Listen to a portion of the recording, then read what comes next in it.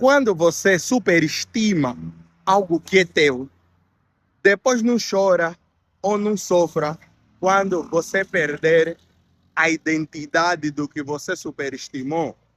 Às vezes era só para ser uma coisa pequena e você teria mais prazer se aquilo fosse daquela dimensão.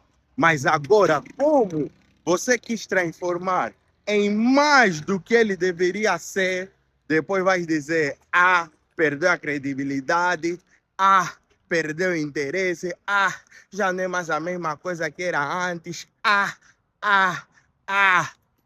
Você que fez com que aquilo fosse assim. Se você fosse um bocado humilde e dizer, não, é uma coisita assim, pequena, nem fiz, não se compara com isso ou aquilo, mas é coisa nossa. Mas preferiste aumentar e naquele aumentar abriu-se porta de tudo que você aumentou. Agora aguenta.